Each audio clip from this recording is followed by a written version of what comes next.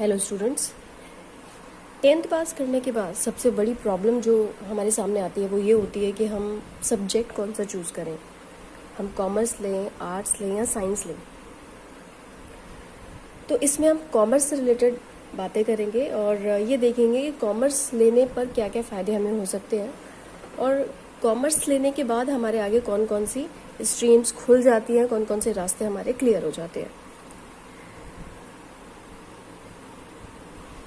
Commerce लेने के बाद हम आगे फ्यूचर में क्या क्या चीज़ें कर सकते हैं।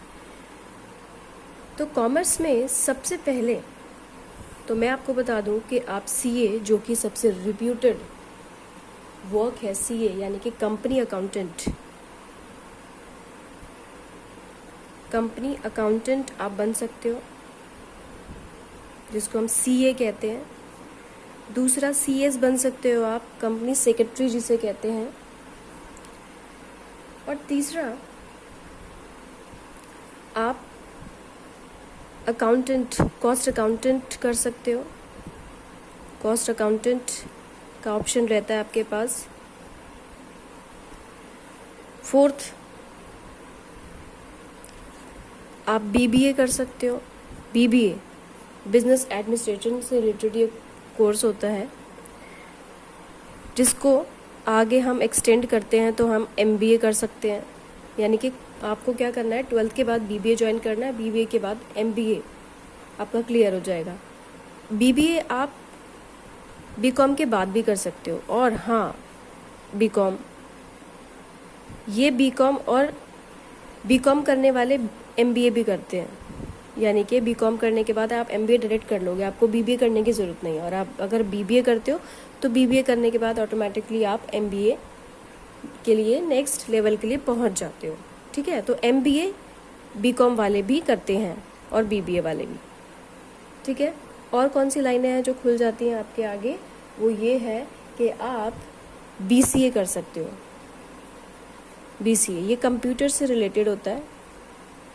कंप्यूटर से रिलेटेड आपके आगे लाइन खुल जाती हैं बीसीए, क्योंकि इसमें भी इसी से कॉमर्स से रिलेटेड सब्जेक्ट हमें आगे जाके पढ़ने होते हैं।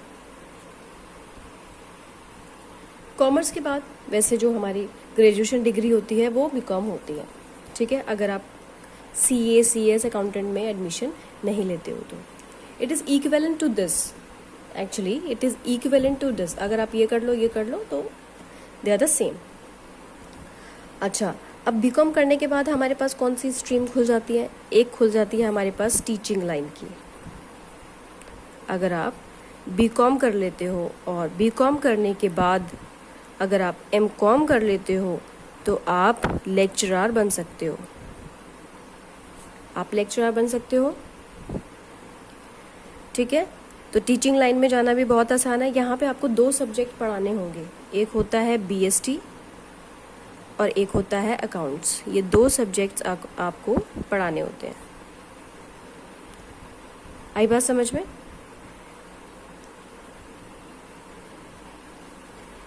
यहाँ पे आप लॉ की लाइन में भी जा सकते हो, आप लॉयर भी बन सकते हो। इसके लिए आपको एलएलबी करना होगा और फिर एलएलएम करना होगा। ठीक है, तो यहाँ पे आप लॉ की लाइन में जा सकते हो। और हाँ, जो सब्जेक्ट होते हैं इसमें, जितने भी सब्जेक्ट होते हैं ऑलमोस्ट टू दिस होते हैं, यानी कि कॉमर्स से रिलेटेड होते हैं सब्जेक्ट। जितने सब्जेक्ट होंगे इसमें वही सब्जेक्ट होंगे जो कॉमर्स में होते हैं। इसमें जो हम लॉ, बीकॉम में जितने भी हम लॉज पढ़ते हैं वो सब लॉज इसमें आगे जाके आपको फिर वो एक्सटेंडेड फॉर्म में पढ़ने होते हैं। टीचिंग के लिए आपको बीकॉम और एमकॉम करने के बाद बीएड का कोर्स भी करना होता है। एक होता है बीएड, बैचलर ऑफ एजुकेशन। तो अगर आप एमकॉम के बाद बीएड कर लेते हो तो आप लेक्चरर के लिए एलिजिबल हो जाते हो। ठीक है,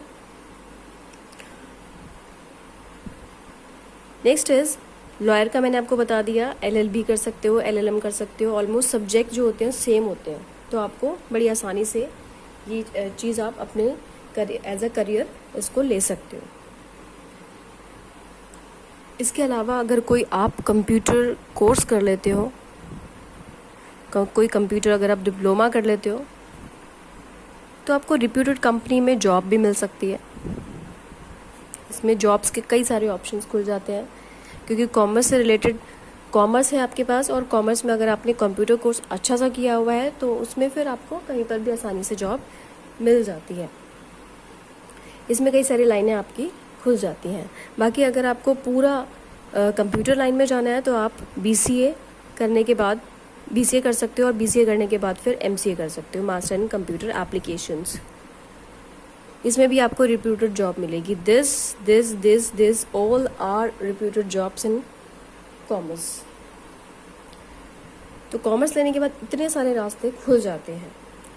नेक्स्ट अगर हम बात करें तो टेली मार्केटिंग की जॉब्स भी है। फिर टेली मार्केटिंग की जॉब्स हैं। इसमें फिर ये सारा मार्केटिंग आता है, और मार्केटिंग ही पढ़ा जाता है। BCom में मार्केटिंग पढ़ा जाता है। मार्केटिंग में, और मार्केटिंग फाइनेंस भी। अगर आप फाइनेंस से रिलेटेड जाना चाहते हो तो मार्केटिंग फाइनेंस भी। देखो आने वाले टाइम में जिस तरीके से हम अब बात की जा रही है, जैसे आत्मनिर्भर भारत, इस टाइप से, तो मुझे लगता है कि कॉमर्स लेना बहुत ही फ़ायदेमंद रहेगा, क्योंकि इससे हमारी स्किल्स बढ़ेंगी, हमारी सोचने की शक्ति बढ़ेगी, स्किल्स बढ़ेगी हमारी। तो उससे क्या होगा कि आप लोगों को आने वाले फ्यूचर में फ़ायदा हो सकता है। अच्छा, और क्या क्या इसमें हमें करने को मिलेगा आगे? अगर हम बात करें गवर्नमेंट जॉब्स की अगर हम बात करें तो गवर्नमेंट जॉब्स के लिए कोई भी एलिजिबल होता है, फिर चाहे वो साइंस साइड का बंदा हो, फिर चाहे कॉमर्स का हो, या फिर आर्ट्स का हो। इन तीनों में से कोई भी गवर्नमेंट जॉब के लिए एलिजिबल होता है। डिग्री आपने चाहे इससे की हो, इससे की हो, इससे की हो, गवर्नमेंट जॉब कोई भी अप्लाई कर सकता है। फिर चाहे वो UPSC हो, SSC हो, कोई भी गवर्नमेंट सेक्टर में जॉब हो, या फिर रेलवे हो, तो यहाँ पे कोई भी अप्लाई कर सकता है, क्योंकि ये ओपन रिक्रूटमेंट्स होती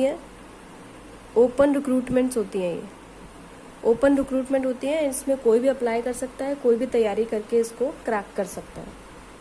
ठीक है, तो यहाँ पे कुछ ऐसा नहीं है। बाकी ये है कि आप लोगों को इससे फ़ायदा ये हो सकता है कि यहाँ पे जो सब्जेक्ट पढ़े जाते हैं ये आपको आगे जाके एग्ज़ाम क्लियर करने में फ़ायदा करते हैं।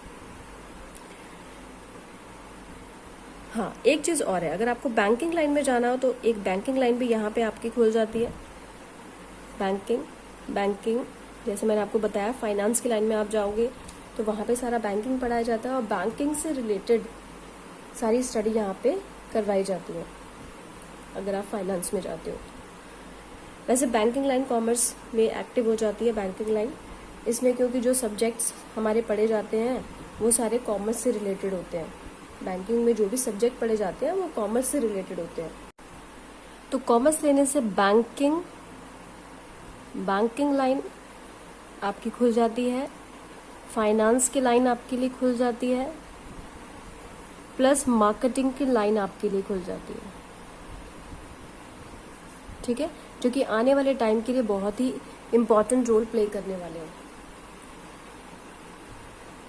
अच्छा, एक और सबसे इम्पॉर्टेंट बात जो कॉमर्स की है, जो कहीं पर भी नहीं है, वो ये है कि कॉमर्स के जो भी स्टूडेंट्स होते हैं, अगर मानो कोई कॉमर्स उनसे नहीं हो रहा है, पा रहा है, तो वो अपना सब्जेक्ट चेंज कर सकते हैं। वो कहाँ जा सकते हैं? आर्ट्स ले सकते हैं। अगर उन्होंने कॉमर्स लिया है, कॉमर्स नहीं हो रही है, तो वो आर्ट्स स्ट्रीम में जा सकते हैं।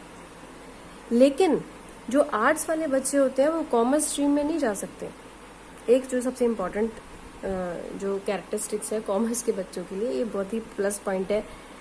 ये कॉमर्स नहीं होता तो वो आर्ट्स ले सकते हैं, और आर्ट्स में फिर अपनी ग्रेजुएशन कंप्लीट कर लेते हैं। एक और जो सबसे इम्पॉर्टेंट है वो ये है कि आपने कॉमर्स भी कर लिया और आप आर्ट्स भी कर सकते हो। आर्ट्स से भी अगर आपको किसी सब्जेक्ट में मास्टरी लेनी है तो आप आर्ट्स पे भी पढ़ सकते हो। ठीक है, अब हम बात करते हैं सब्जेक्ट। अगर हम बात करें सब्जेक्ट्स की, तो सब्जेक्ट्स में आपको पढ़ने पड़ते हैं। एक होता है आपका अकाउंटेंसी, एक होता है आपका बिजनेस स्टडीज, एक होता है आपका इकोनॉमिक्स,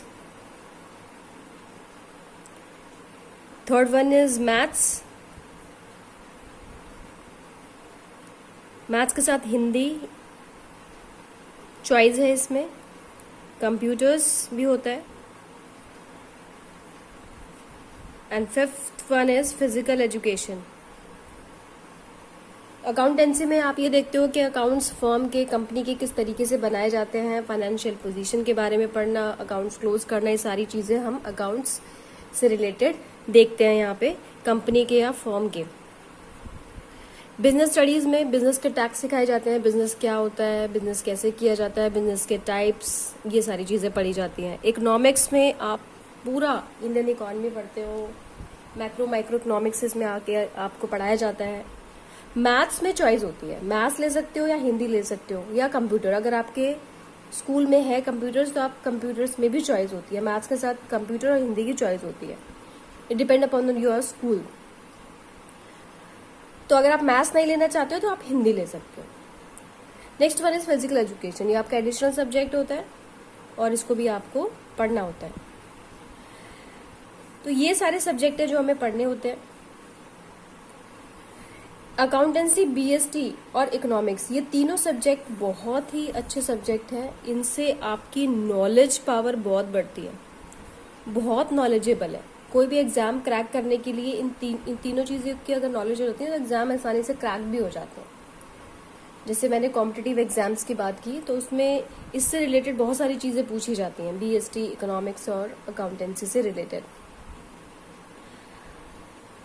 तो ये सब था जो मैंने आपको बताया कि सब्जेक्ट क्या क्या होंगे और क्या क्या हमारे पास कोर्सेज अवेलेबल हैं इससे रिलेटेड।